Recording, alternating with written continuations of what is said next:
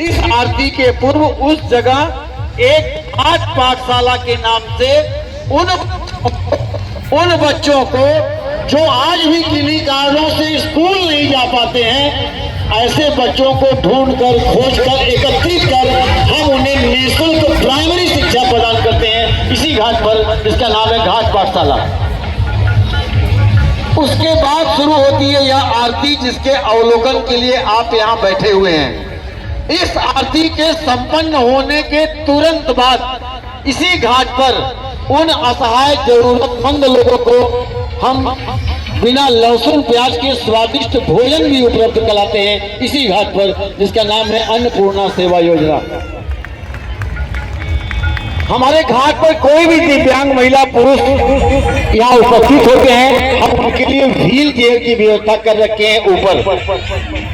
जो लोग मां गंगा के जल में स्नान करने के लिए आते हैं, अगर उनको सामान रखने की जगह नहीं मिलती है, हम उनके लिए लॉकर की व्यवस्था ऊपर कर रखे हैं। उसका भी उपयोग हमारे भक्तगण श्रद्धालुगण जो मां गंगा के जल में स्नान करते हैं वो करते हैं।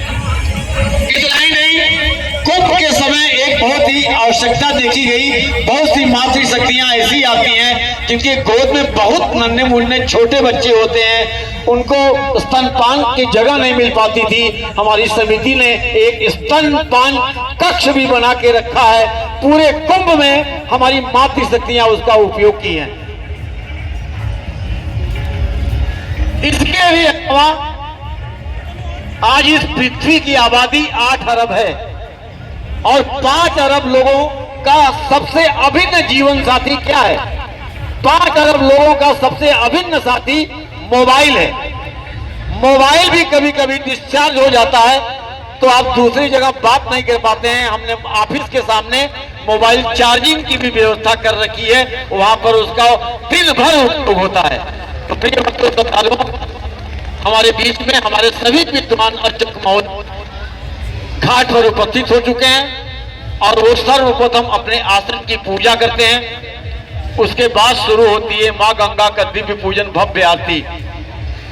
मैं भी निवेदन कर रहा हूं, जिन भक्तों श्रद्धालुओं को अपने हाथों से मोक्षदायिनी मां गंगा की प्रतिमा के समक्ष उपस्थित होकर अपने हाथों से पूजन करना है, अपने हाथों से आरती करना है।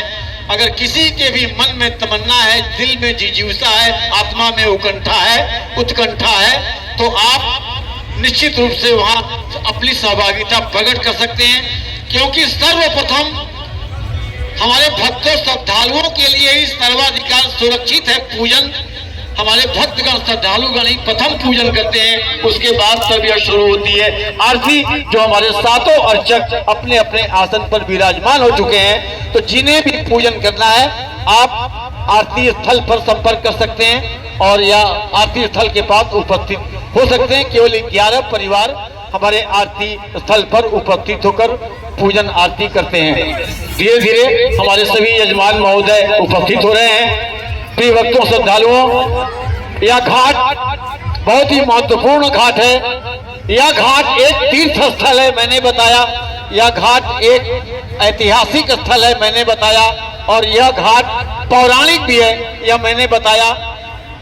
जब तक आरती शुरू नहीं होती है तब तक मैं तीनों का संदर्भ आपको समझाता हूं। पहले यह पौराणिक क्यों है यह जान लीजिए। मां दुर्गा, जिनका अभी आपने नवरात्रि में 8 दिन तक पूजन किया और नवरात्रि को पालन किया, हमारी मां दुर्गा महिषासुर का वध करके इसी रास्ते से जा रही थी। उनके हाथ से खड्ग गिर गया। इसी स्थान पर एक जलधारा बहुत तेजी से फूटी। वो इतनी तेज जलधारा थी कि नदी का रूप ले लिया। उसी नदी का नाम है असी नदी। उसी असी नदी के नाम पर पूरे घाट का नाम असी घाट रखा गया है, इसलिए यह एक पौराणिक स्थल है। चलिए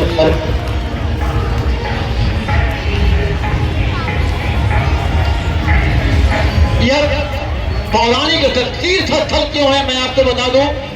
जब असी नदी का उद्गम हुआ था तब मां गंगा का आगमन नहीं हुआ था, राजा भगीरथ ने तपस्या नहीं की थी। जब राजा भगीरथ ने तपस्या की, मां गंगा को लेकर इसी रास्ते से जा रहे थे, तो नदी का असी नदी का संगम मां गंगा से होता है प्रथम।